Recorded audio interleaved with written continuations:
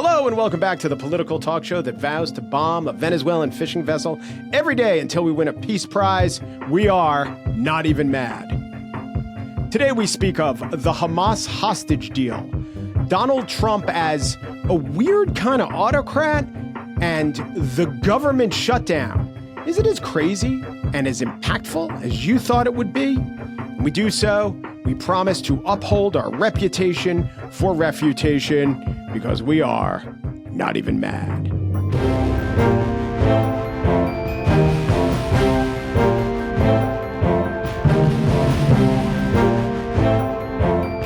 The question is, who are we? And the answer is, one of us is Zee Cohen-Sanchez, founder and executive director of Soul Strategies, and also the founder of the Unfuck America tour. How is it going, Zee? Is America indeed in a state of unfuckery right now?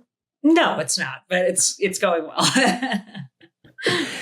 Jonah Goldberg is the editor-in-chief and co-founder of The Dispatch. Same question with you and The Dispatch and Unfuckery, Jonah. Are we unfucked? Is that the question I'm being asked? Well, one doesn't want to retreat too much into terminological definitions and whatnot, but no, we are in a constant state of fuckery. So another example of the fuckery, or what should be the fuckery if we just listen to the language, is we are now in a state of a government shutdown. And if I weren't living in a government shutdown and someone told me there's going to be a government shutdown, the genre of movie I would think of is more zombie apocalypse than, I don't even know, Downton Abbey plus rom-com. There seems to be not much going on with the government shutdown, except a few key people in the government are very upset with each other. Now, I live in New York. I guess this city has a lot of services that doesn't rely on the federal government. Jonah, you're there in Washington, D.C. Is this shutdown presenting itself to you in a more pronounced way than I'm seeing up here?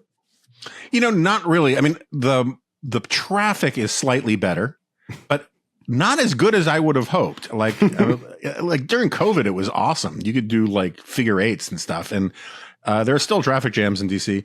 It's more people for whom it personally affects. I have a friend who's NIH person, and they're literally barred by law from opening their laptop. It's that kind of thing. That's interesting. No, it's and for people in my line of work, the sort of inside the Beltway pundit types, it's just friggin' exhausting to have to care too much about it. I mean, look, I think it's bad. I think it's a sign of, dysfunction and all of that kind of stuff. And I am sure there are things going on, like these rifts are a bad idea in lots of places. The sort of undoing of our federal healthcare system sounds like a bad idea to me. But they don't save money because people get repaid. It's a lot more legal battles, and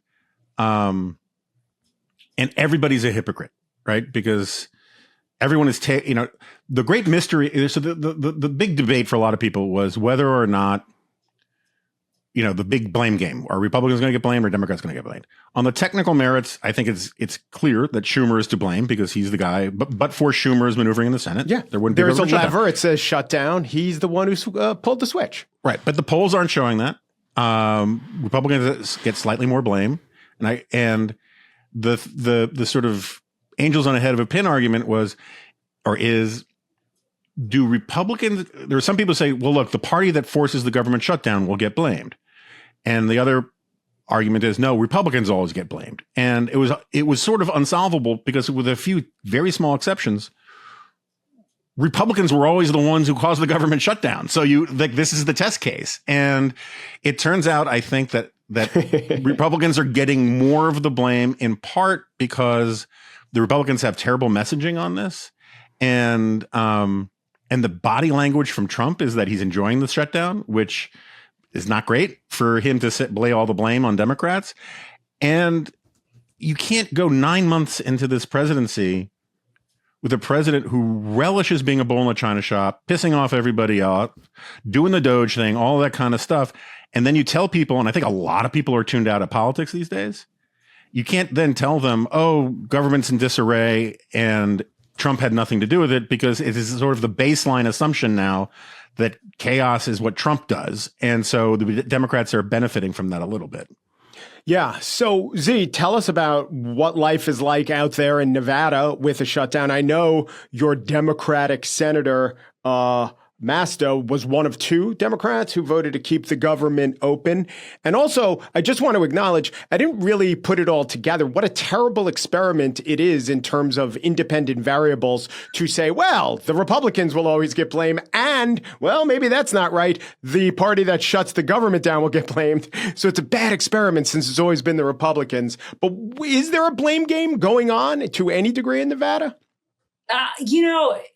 I think that like our state has been hit so hard just by Trump in general that I don't know if we can like separate what is a problem because of the government shutdown versus what was already an issue, if that makes sense. So like, I don't even know that much about it. Tell us how. I know this isn't a state where the National Guard's been deployed. So how's it been hit hard? Yeah. So in terms of like so I live in a rural community, so it's definitely different from Vegas, although Vegas is suffering from their own problems. Same thing with Reno, right? So for those of people that don't really understand the state, so we have two major cities, right, in Nevada. Most of the state is completely empty. There's hardly any population. It's something like 90% of our population are in those two cities, which is pretty rare. And so that is the Reno area, Lake Tahoe, ski town, where people go up there. And then we have obviously Las Vegas. The travel that has been coming into those, into those two cities has been super low. All of the hotels are suffering. All of the recreational, stuff is suffering and on the verge of even shutting down. A lot of our restaurants are really struggling right now. And then you have these like smaller rural communities that are losing Medicaid, losing all of these benefits. Our hospital is on the brink of shutting down out here. It's not doing very well.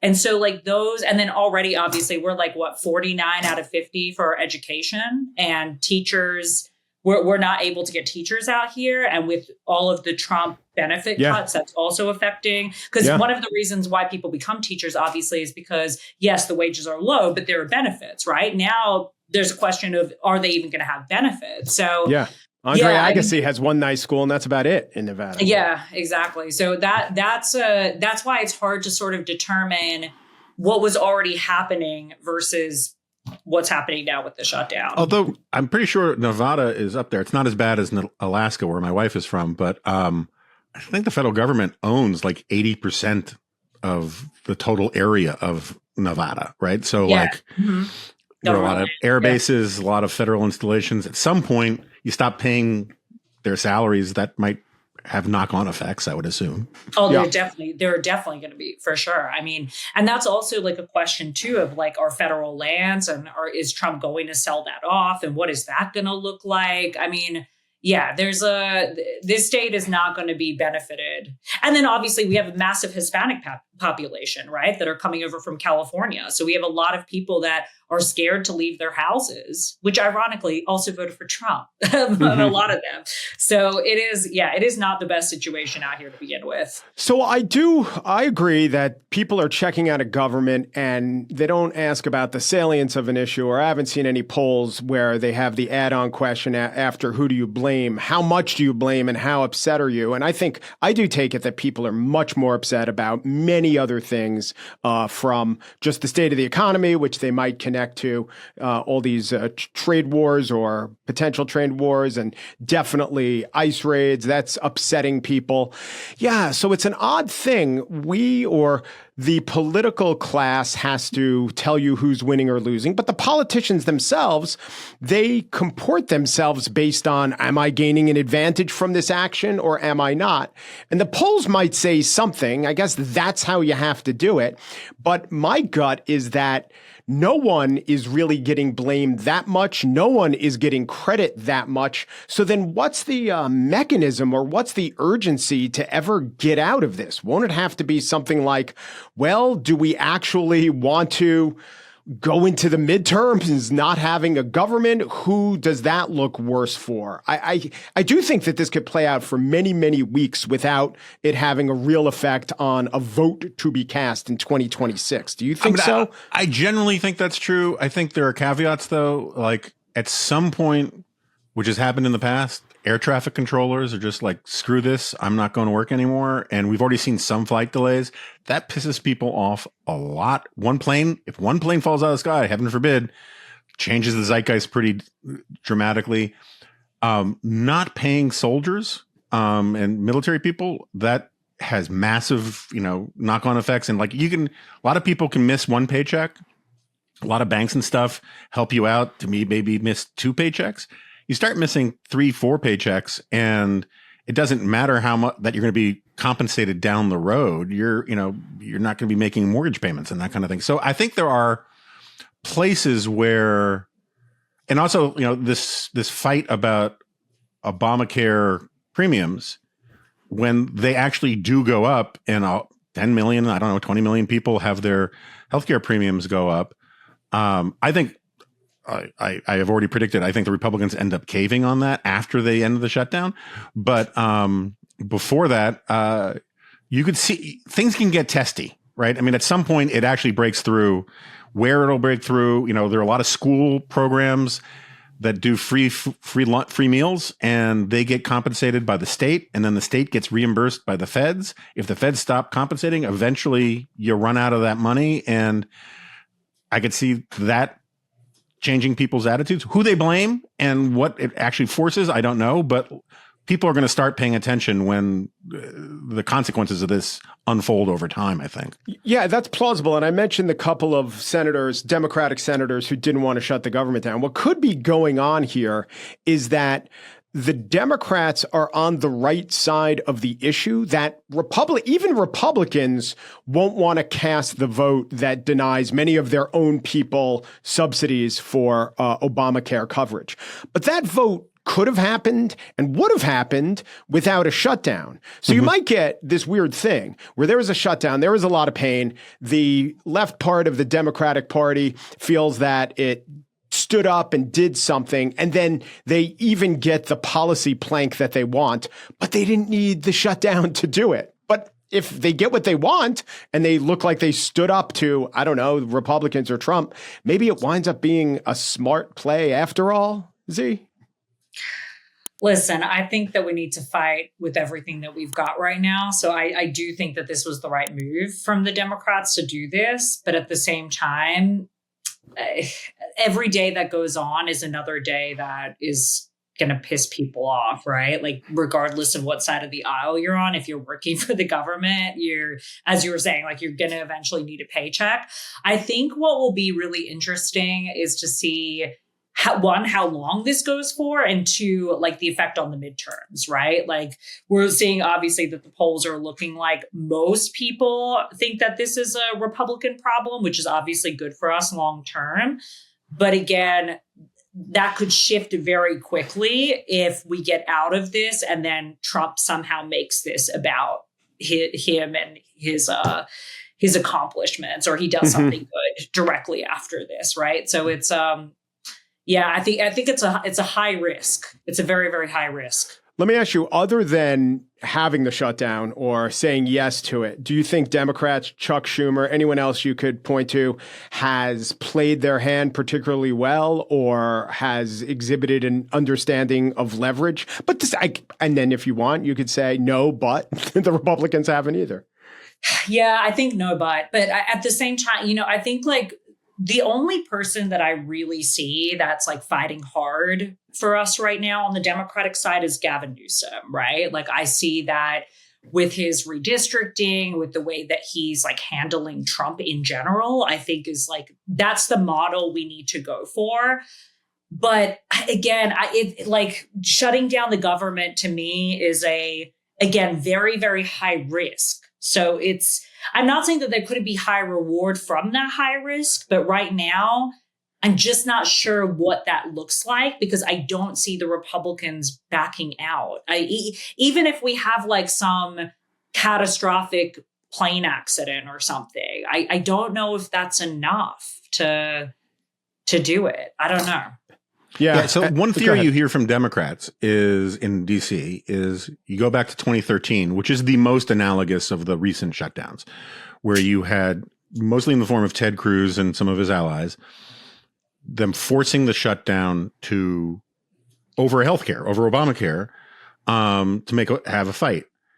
Cruz got a lot of blame for that, but no one remembered the shutdown come 2014. What they did remember was that Republicans branded themselves as against Obamacare, which had the added problem of like 2 months after the shutdown, you had the just calamitous fuck-uppery of the Obamacare website, which was just a huge problem for Democrats. I mean, the decision to employ the finest computer programmers of the Amish community could provide was a mistake. And so, but when dial-up meets butter churn, it's healthcare.gov. But the Republicans, their theory of the Democrats' theory of the case is like, okay, so what people remembered was that Republicans were against Obamacare and they forgot about the shutdown.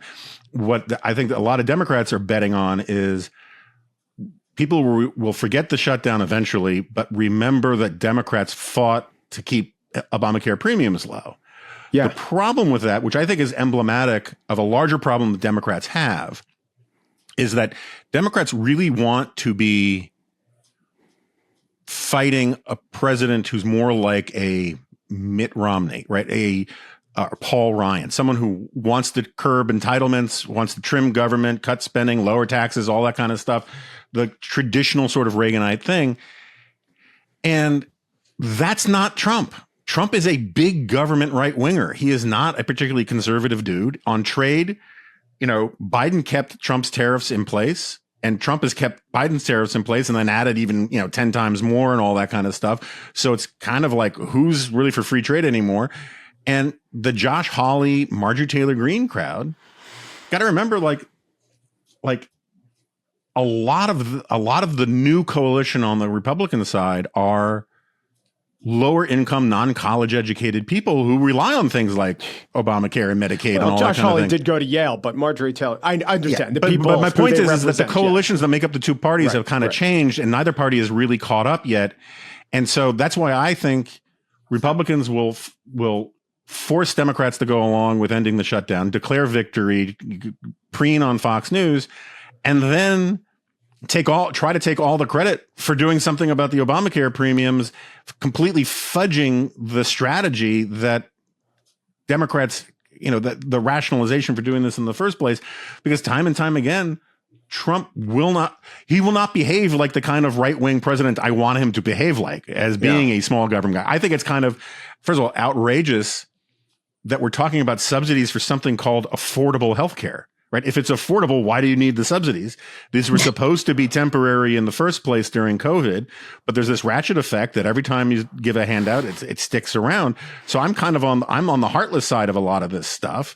But at the same time, that's not Donald Trump on this. If he could give checks to everybody for $2,000, he would give checks for $2,000 to everybody just as long as he gets to sign the check. And I just don't think Democrats have figured out a way to combat that. They have the same problem that my kind of traditional conservative had, over the last decade of arguing with,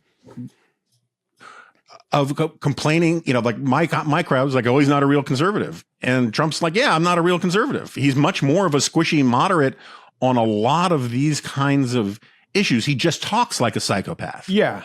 Well, I would say that's a problem for how you deal with that. This is interesting. Zee, I'll get to you in a second. I would say he's not a moderate. I would say he's a chauvinistic populist, right? He wants to give sure. his people I'm not trying to defend him or anything like that. I'm just saying that he's closer to the center on a whole bunch of actual public policy issues. He just doesn't frame it that way. He doesn't talk about it that way. Right. He's a big government guy.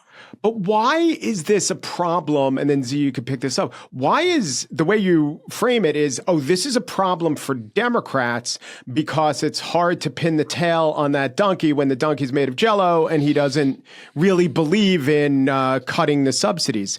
The way I look at it is, this is maybe just a whole big, weeks-long, painful exercise in reminding the American people that the Democrat or that the Republicans have a policy they don't like. Maybe not Donald Trump, maybe not Marjorie Taylor Greene, but in general, the Republicans are the people who don't want to give you the subsidies, and the Democrats are the people who do. There are some Republicans who will go along with the Democrats, but that just shows that 100% of the Democrats are right, and we got 15% of the Republicans. And with you might us. be right. That was my point. I think that's the strategy a lot of Democrats are gambling on. I just think Trump's ability to monkey wrench that is bigger than they're calculating. Gotcha.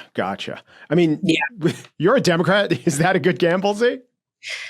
What I would like to, because I haven't seen any attempt on the Democratic side to go with Marjorie Taylor Greene and like Josh Hawley and some of these folks to try to push the messaging in our favor, right? I think that they think that that's risky. That's my guess. And it probably is.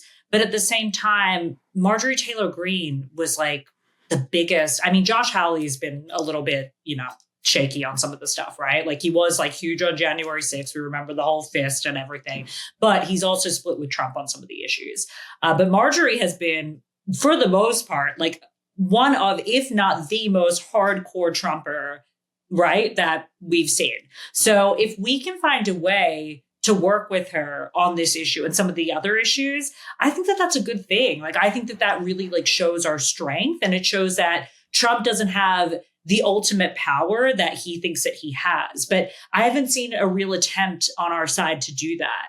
Well, do you really think, I mean, your party, but you also know the brickbats you took by doing a toe touch of that with Charlie Kirk or just what he represented, which was smart politics. I mean, what Democrat, maybe it's Gavin Newsom, right? He had Charlie Kirk on his first show. But what Democrat says, I want to work with Marjorie Taylor Greene on this and doesn't get filleted by the bulk of the party? I don't think it matters, right? I think that we need to put that stuff aside to take that risk, because right now, if we just keep everything the way that it is, I don't see us winning this battle. So I think that sometimes if we're going to go into like risky situations like this, then we also have to consider that in that risky situation, we might also have to take risky situations, right? And I think that that's a good one to take. I think that I don't see, I mean, listen, she could flip on a dime, right? Like that's always a possibility. But I think that what she's trying to do as well is that I think that she sees that the path forward for her to stay in her seat is not going to work if she continues, because she's from a working class district. I mean, that's the reality of the situation. So I think that if she is with Trump 100% of the time on everything, I don't think her district is going to like that. And I think that she sees that. And so she's in it to protect herself, right? So I think that we should be taking advantage of that situation, if anything. Somebody like Bernie Sanders would be great to form that coalition, right? He's the amendment king. He crosses the aisle for everything. He's an independent. But I think that we could have other people try to take that risk too. I mean, some of these like more moderate Democrats that don't look like they're doing very well, I don't think it would hurt them to take that risk. All right. Back in a minute to talk more about our autocratic wannabe president who is not playing by the autocratic playbook, which I just found out about. Back in a minute with more of Not Even Mad. We're back with Not Even Mad. We have Zee Cohen-Sanchez and Jonah Goldberg. And before we left, I did tease Trump and autocracy. But first, let's get there through the prism of a big success internationally that I and many people didn't think would happen. Hamas has released all 20 living hostages. I don't like saying living hostages. They've released all 20 hostages. They aren't as compliant on returning the bodies. I have a theory on that. They don't always know where the bodies were. But you must give Trump credit for this, and you must at least have a little bit of hope that this horrible humanitarian crisis might change a little bit. Then, as I say this, there is the specter of Hamas getting some people who they say collaborated with Israel down on their knees in town squares and executing them with bullets to the back of the head, because Hamas is going to Hamas. We could take this in terms of the domestic politics. If you want, Jonah, you could talk a little bit about the prospect for peace or Israeli politics, but I'm sure you were heartened by this. I've been reading your tweets, and I know that you certainly were. How hopeful are you beyond just what we've seen in the last couple of days? Well, I tried to actually figure out the math on how many years cumulatively of peace, quote unquote, peace, there were in the Middle East since the fall of the Ottoman Empire. Mm-hmm. I couldn't quite figure it out. So what would count as no war anywhere? That would count as a peaceful year? Deaths fewer than like 1,000, in a, kind of thing from combat kind of thing. Right.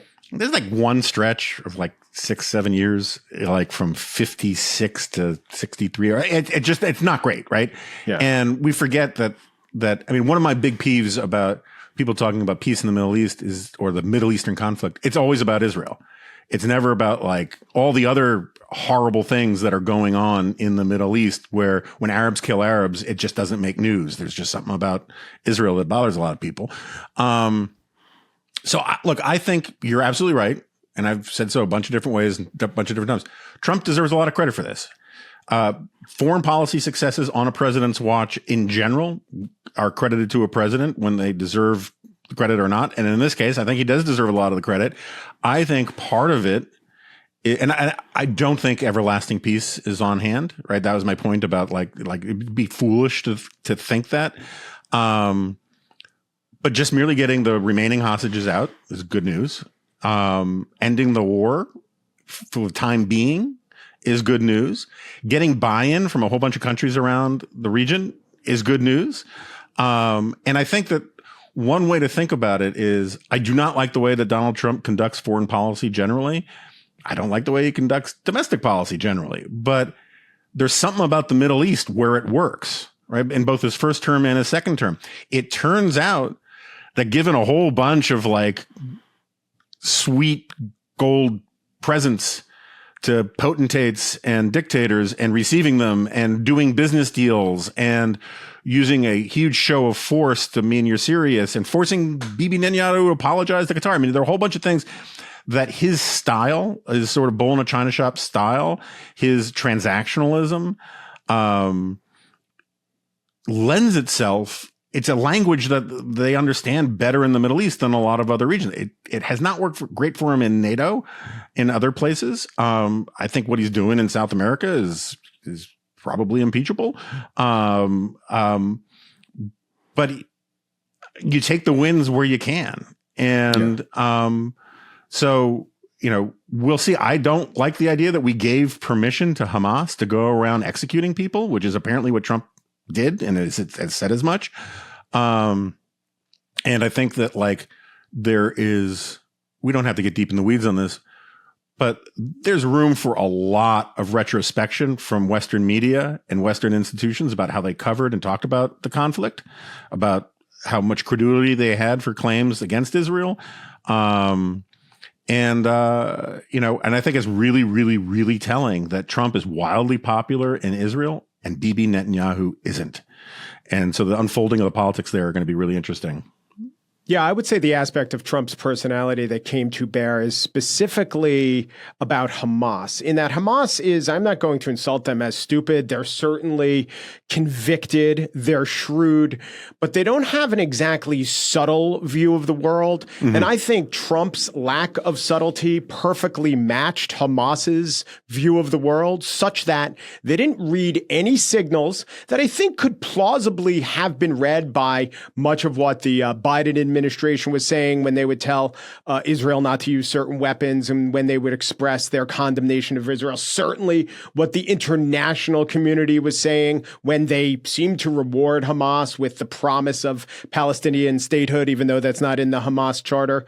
So once there is any ambiguity or subtlety, I don't think a group like Hamas is going to respond. And then comes Donald Trump. And it's not just strong versus weak. It's that he's clearly red. He might contradict himself, but I don't think Hamas was getting the impression, if we keep doing what we're doing, things are going to work out for us well with this as our interlocutor. What I want to do now is to ask you, however, Zee, you could talk about the international community and if you think Israel has a lot of work to do to get back into something, not even the good graces, but the all but expelled from the UN graces of the international community? Or is that backburnered now that there is peace? But the same question with domestic politics. politics. How important, how incendiary do you think an issue Israel is, Zionism, among Democrats now that, and if there is more of a lasting peace with the Gaza conflict? So yeah, I don't think that this is going to go into lasting peace. In fact, I don't even think that we're going to get to stage 2 of this deal, if I'm being 100% honest. I think like what I obviously am so glad that the hostages are home, but I also worry about if once we don't get to stage 2, like what is going to be the consequence of that, right? Like, could it be even worse in terms of what happens next? Like, I don't know. I also think that it's hard to say, like, it's hard to say how the Democrats are going, because at first the narrative was, oh, well, Trump released these hostages, we're losing the midterms, right? Like 100%. I mean, it's over for us. I don't think that that's the case. If we look at the split right now in the Republican Party on this issue, when we started Trump's term, or even more recently than that, there was a very hard split in the amongst Democrats and Republicans on this issue, right? The far left of the Democratic side does not want us to have any relation with Israel, doesn't like AIPAC, all of those things. But the Republicans, for the most part, were pretty coalesced on this issue, right? Like, they were okay with AIPAC, they were okay with Israel, all of those things. That has changed dramatically, right? And I would say that a big reason why it's changed dramatically is because of the Charlie Kirk assassination. We've seen that, Candace Owens, Nick Fuentes, and not just the far right of the party, but also regular everyday Republicans are not okay with the fact that Israel has so much influence over our elections. And so I wonder how Trump is going to deal with that, because clearly they've made some sort of deal, right? And now he's not going to be able to get out of that. But if your party's no longer supporting that, how is that going to play out in the midterms? That's really where I think things are going to get interesting. Well, if you look at the polls, they haven't lost party support. They've definitely lost podcaster support, especially the more anti-Semitic you are. And I'll put Candace Owens in that category. Tucker maybe just does a toe touch or a hummus dip of anti-Semitism. So that's just one analysis of where the Republicans are. But do you think, I see this going a couple different ways. One, the Pandora's box has been opened. Domestic politics will never be the same when it comes to Israel. It will just be going forward among Democrats that Zionism will be a dirty word, and among an appreciable number of Republicans, they don't like our entanglements with Israel, whether because of realpolitik or anti-Semitism. On the other hand, someone made this point to me: if during the summer of 2020, when the absolute most important issue to so many, let's just take Democrats, was the killing of unarmed black men by police, and that issue, it dominated the consciousness. If I told you, let us fast forward 5 years and more people were killed by the police than they were in the summer of 2020 or 2021, and guess what? It wouldn't be covered and no one would care. I think those protesters back then would be shocked. But something like that could go on. The passions of the moment could be subsumed by other interests, and the whatever social joy one gets from going out to a demonstration, maybe a different cause will become the center of that demonstration. I could see it going that way too. Can you, Jonah? Yeah, I mean, look, so I think first, just one quick point that I didn't make before. I think a lot of people are discounting the fact that by Israel having military victories, including basically taking Hezbollah and Hamas more or less off the table and really screwing with Iran, it created opportunities for Trump to take advantage of. Like, this would not have been possible but for that. And it's worth just keeping in mind that military success yields diplomatic opportunities. Similarly, peace or the cessation of hostilities changes things. One of the things that a lot of people, not the hardcore anti-Semites of the right or left, but like a lot of normie people who have mixed feelings about Israel, one of the things they just simply resent is having to talk about it all the time. And one of the reasons why we talk about it all the time is because it's constantly being attacked or defending itself against threats, right? I mean, I'm not trying to, I'm very pro-Israel, but I there are other points of view on it. My simple point is like, if no one's attacking it and it's not attacking anybody, there aren't going to be a lot of headlines about Israel. There's not going to be a lot of floor speeches about Israel. One of the things, if you talk to Israelis, the vast majority of them really want to be a Middle Eastern Denmark, right? An interesting, prosperous country that stays out of the news and is kind of normal. And so in a weird way, the horseshoe theory of anti-Semitism, which, Babel, whatever that guy's name was, said was the socialism of fools, applies here. The people who are most upset are the people who've been screaming ceasefire and genocide for the last 2 years on the left, who now don't have an opportunity to yell that, and they're kind of pissed off that the resistance is giving up the resistance, at least for a little while. And the people on the right, like Candace Owens, who wanted to bitch and moan about how the Jews are running everything and that they're the dog and America's the tail. If Israel's just not in the news, like, they're going to have to find new content and move on to JFK assassination theories or whatever.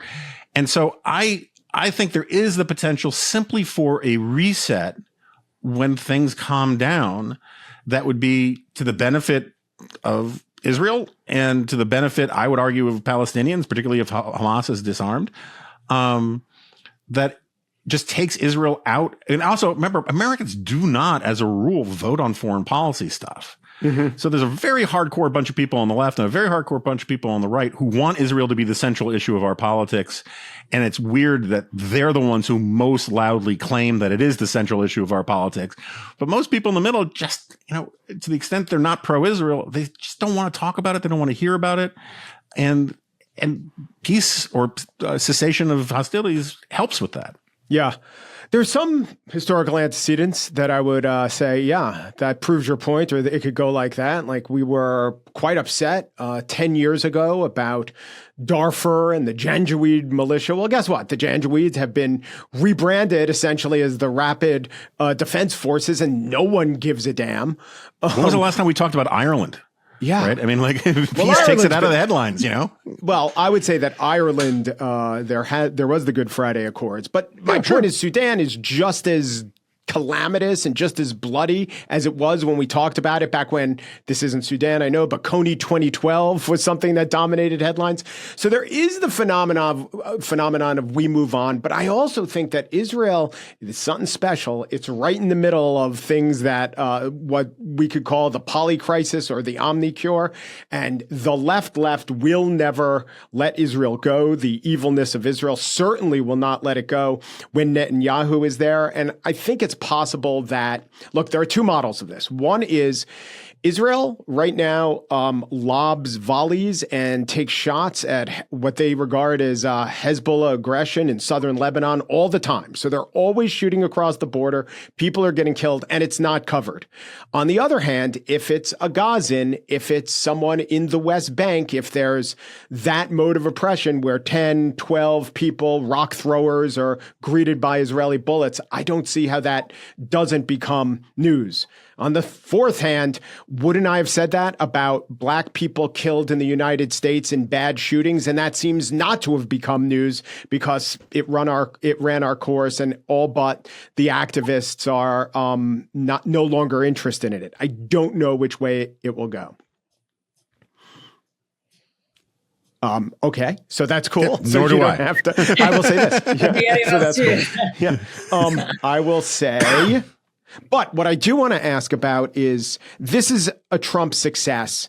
If you look all throughout, especially domestic policy, he's had failure after failure as judged by, well, what I consider good policy, what I consider effective outcomes, but also what the public thinks. They don't like what's going on in general. They don't like his tactics with deportation. They definitely don't like his on-again, off-again trade policy that causes tumult in the stock market and doesn't lower prices.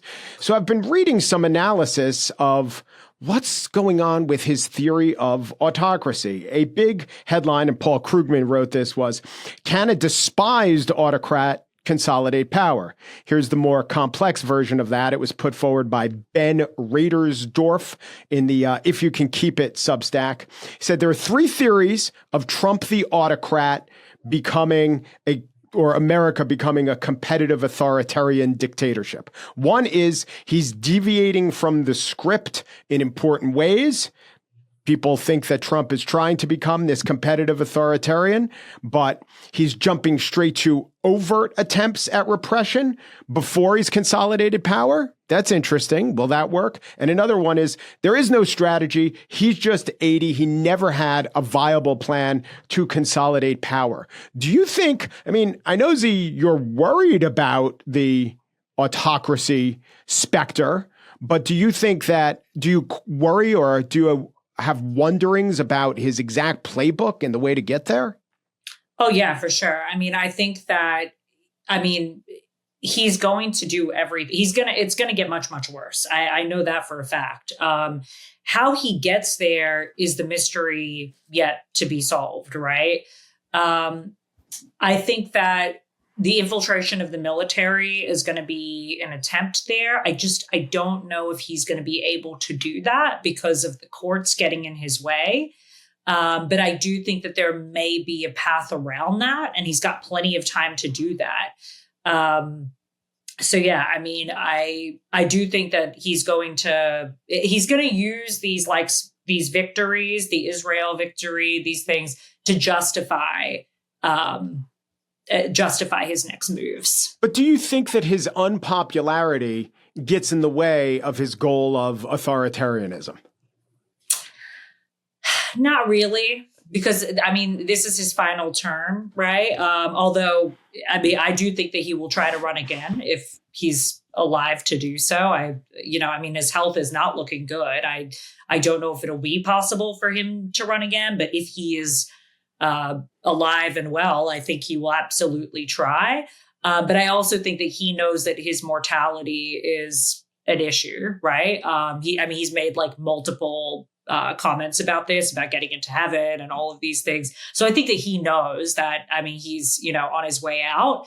And I think that he's just going to do anything that he can on his, I don't think that the popularity factor is really going to matter to him so much, as long as he's not, as long as it's not going to affect the next MAGA person. But again, I don't really think that he has a predecessor lined up. I know that everybody says it's JD Vance. I don't think it is. I think he's saying that because I think it makes sense, right? But I think that what is more likely is that he'd put somebody in like Ivanka or a family member and keep it in the Trump name. So do you, Jonah, say, well, he's unpopular, that argues against him being successful as an autocrat? Or do you think, as Stephen Miller does, the more unpopular he is, it really is the more polarizing he is, and this will force a choice which he's positioned himself to win? I think it's closer to the second insofar as, one of the things that is to Trump's advantage is that the Democratic Party is more unpopular today than it has been in 30 years. And you can't get there with just Republicans and independents. Part of it is that a bunch of Democrats are mad at the Democratic Party. But I have a sort of different take on it. Like I've been saying for 10 years now, Donald Trump is not Hitler. Hitler could have repealed Obamacare. But I think that he likes being talked about as a strong man. Yes. He likes the headlines. He thinks, and there's a history of this going back to his Playboy interview in like 1990, extolling the butchers of Beijing and the Tiananmen Square. He thinks that displays of strength are admirable and glorifying, and he thinks in those terms, right? He does not think in any traditional small r Republican or small d Democrat constitutional framings. I think that he is, if you want to find a historical analog to him, it's Juan Perón. The problem with Juan Perón was that he really liked the aesthetics of fascism and all that kind of stuff. He just didn't want to kill that many people, right? He just wanted all of some would argue not a problem. Well, yeah, but like it was still an authoritarian. He's still, right. And that's part of the problem with Trump is like the best thing we have going for us, even more important than his unpopularity, which I do think constrains him. Look, if you're wildly popular, there are a lot of authoritarians who got away with a lot of stuff because they were wildly popular. He his advantage, our advantage with Trump is he's lazy. And he wants the headline. He wants the press release. He wants the shadow on the wall of Plato's cave more than he wants the reality. So like, when he says to Bill Barr, just say you're investigating, irregularities in the election, I'll do the rest. When he says to Zelensky, just say you're investigating corruption of Biden, I'll do the rest. He now says he's ended 7 wars or 8 wars or whatever. And you actually look at the claims, 6.5 of them, 6 of them are 5.5. I mean, we can argue about them, but like he didn't end the war in India and all that kind of stuff, right? He wants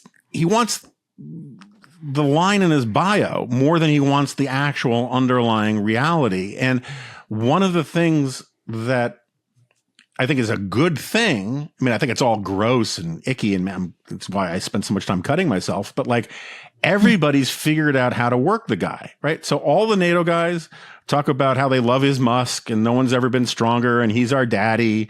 Like Zelensky has figured out how to talk to him about as being a man of strength. Everyone's got his number because he's so easily manipulated. So long as you say the words, as long as you flatter him, he moves on, right? As long as you pay tribute and bend the knee, if you're Harvard University or whatever, he loses attention and he goes on to the next thing. And I think that's not something that actual effective authoritarians do. They actually have follow through. And Steve Miller, who I'm convinced spends daylight hours hanging upside down from a rafter from his talons. He has a theory that is polarize the Democrats and force people to choose between 2 bad options. And just as long as the Republicans seem like the less bad option, they win. Yeah. Or flight to strength, perceived strength. Yeah. Strong horse stuff. But also, he has a theory that this party is going to end soon. So let's do as much mass deportation as possible.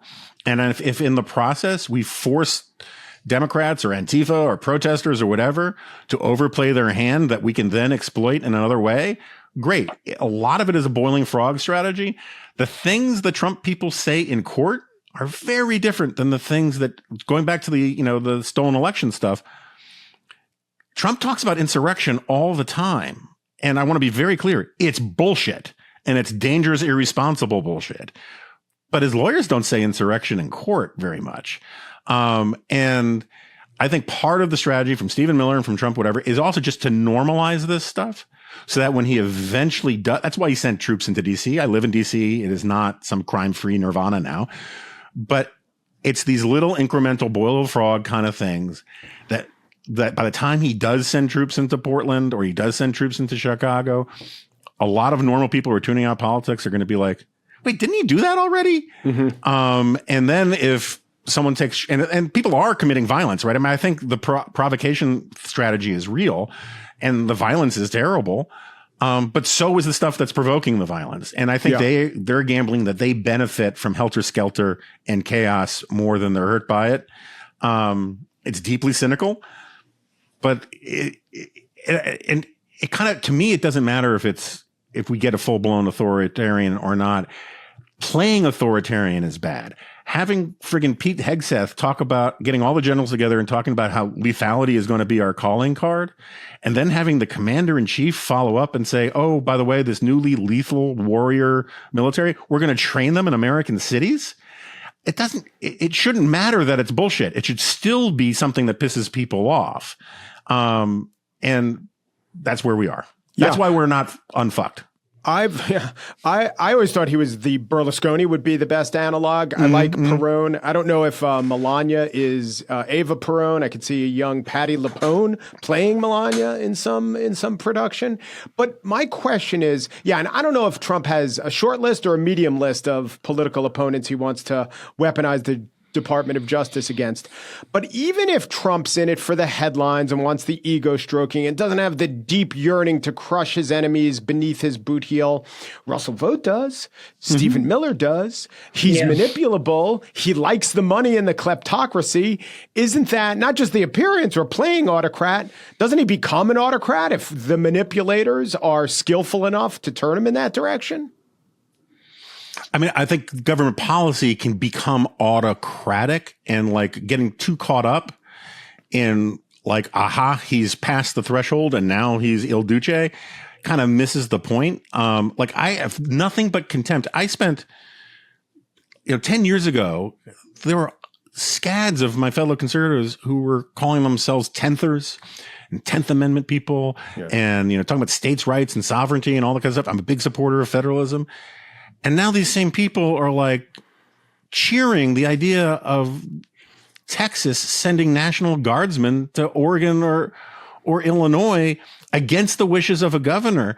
Like you got to blame people beyond the enablers deserve a lot of blame too, right? And like getting so caught up on whether or not this guy is the source of all the problems misses the fact that there's a whole bunch of moral and intellectual corruption going along on the right now. I mean, like just in the last couple of days, there's been this huge fight on social media about how, it's unmasculine or whatever to condemn anti-Semites on the right. For, conservatives should just have a Big Ten philosophy about the people who tell me the world would be better off if my whole family were in a Volkswagen ashtray. Like that's not, Trump doesn't endorse it. Trump is arguably the most pro-Israel president we've had in our lifetimes. It's that the bull in the China shop stuff has created a permission structure where everything goes, and anything that gets engagement and anything that seems like you're sticking it to the libs is legit. And that's a problem that's larger than Trump. Trump may have been the match that started the fire, but the fire is the real problem. Yeah. So Zee, square this for me, and I know you have a good answer for it, but maybe people are asking themselves, look, here's Zee. She definitely sees this as unbelievably important, existential, if you will, and yet much of her political project is engaging with the very authors of some of this authoritarianism. I know it's to the extent that you can make good politics out of those strange bedfellows, but what's the answer about this? That this is what we're talking about here with the authoritarianism is so serious that lines have to be drawn, and those lines have to exclude Marjorie Taylor Greene, Josh Hawley, Charlie Kirk.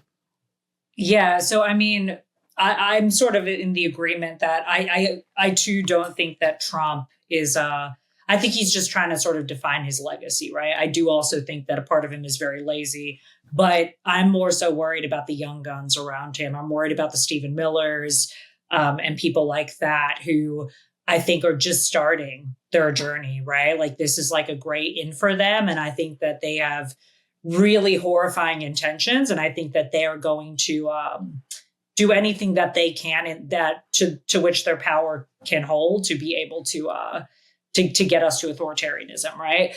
I also, at the same time, think that and maybe I just have to like think this way because if I don't, I'll just fucking like lose my shit, right? But like, I do believe that the majority of Republicans, right, even MAGA Republicans, I don't think are in firm agreement with Stephen Miller and where he wants to go. And the reason why I think that is because when we go to Turning Point USA events and we talk to these kids, a lot of them honestly don't even really agree with Trump for the most part. A lot of them are just there because they're like, well, my parents are Republicans and I'm a Republican. So, and I have this free trip out to Student Action Summit. So I'm here, right? But to be fair, a lot of those events take place during the daytime. So that alone would preclude Stephen Miller. You're right.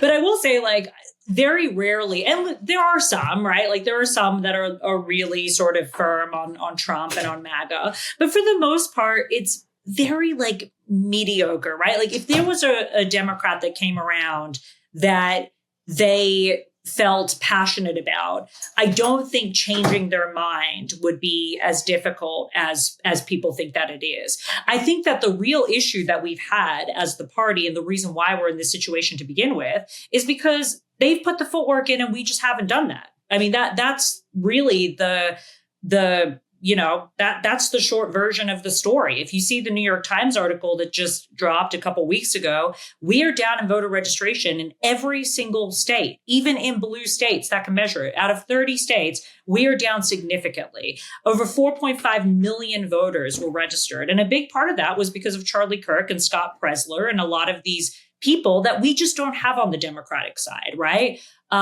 So I think that that's where we've got to go next, is that the question becomes, are we going to have free and fair elections? I don't know the answer to that. That with the Dominion voting stuff, I have to believe that we will, because as an operative, if I don't, I'll also lose my mind, right? But right now, I'm not convinced that we can even win a free and fair election. So that's where we got to focus our efforts right now is the midterms in 26.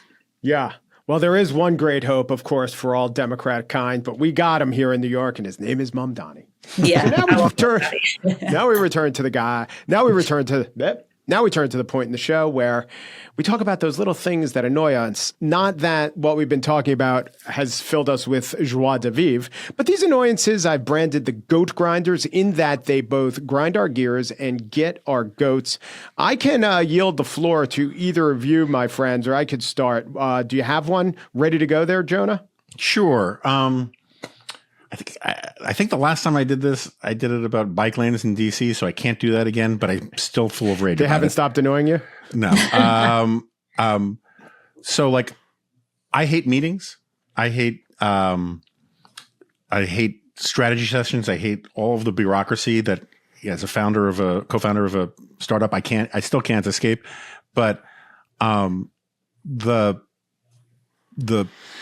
I really hate are, how to put this, grandiose changes that people try to tell me are minor changes that people try to tell me are grandiose, right? And so to stay with the profanity, the fuck-uppery of the HBO to HBO Max to HBO Max Plus to Max, right? It was just so embarrassing. And I imagine the number of meetings that were involved.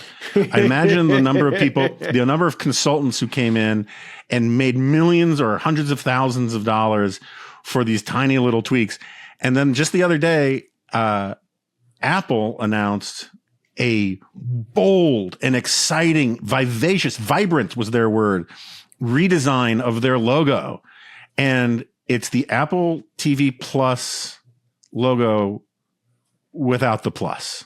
Whoa. That's it. And I have to assume so wait, HBO we could have fed starving children in Africa, like thousands of them, for the amount of money that Apple spent, where they had meetings. People stayed up night drinking black coffee with BO. What if we keep the plus? No, get rid of the plus. Right? And just get rid of it. Who gives a rat's ass? But the coverage was amazing, and the way the press falls for it just drives me crazy.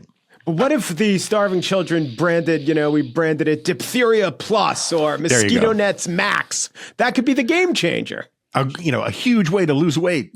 Anyway, there you go. Yeah. Now that the Discovery Channel has taken over UNICEF. Zee, do you have a goat grinder?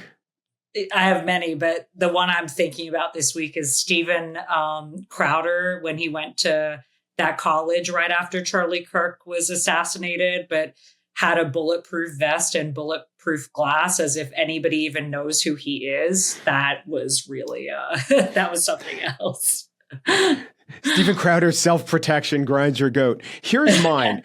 As a man of the age that I am, which I will divulge in just a moment, there is all these cultural ephemera that flits past my consciousness, where I'm asked to consider the age of someone now, the age of someone that they were then.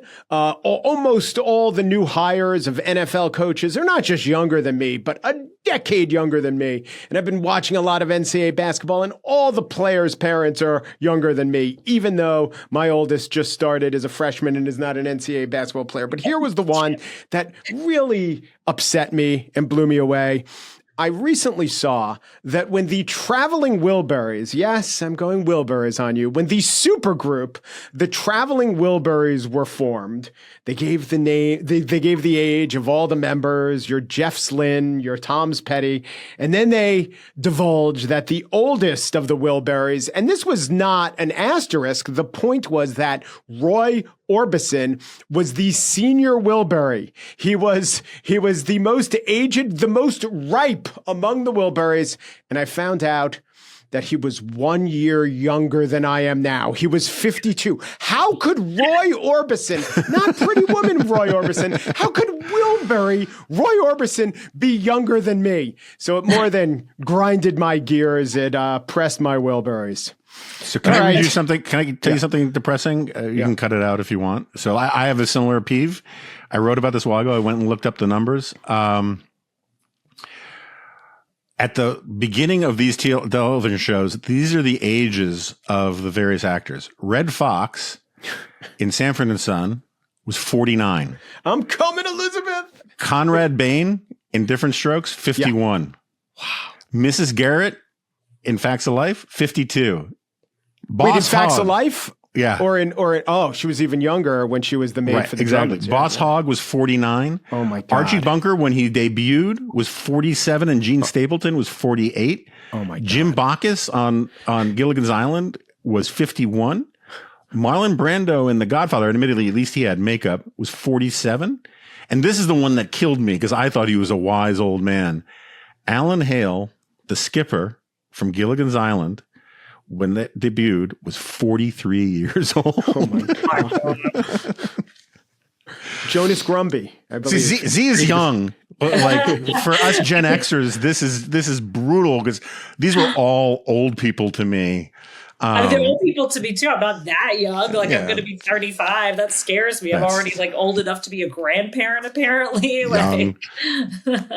I mean, have you ever, not the actual ages of the Golden Girls, but have you ever gone into how old the characters were supposed to be? I know.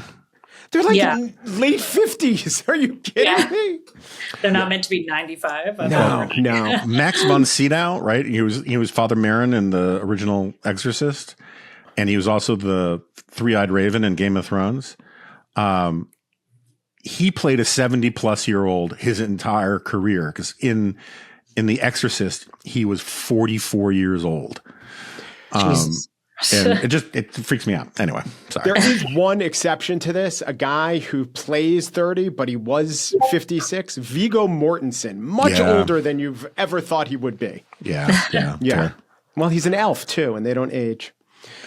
All right. Well, I'd like to thank my guests. They were wonderful. And they had at their fingertips just a wealth of knowledge, including the age of Lovey Howell.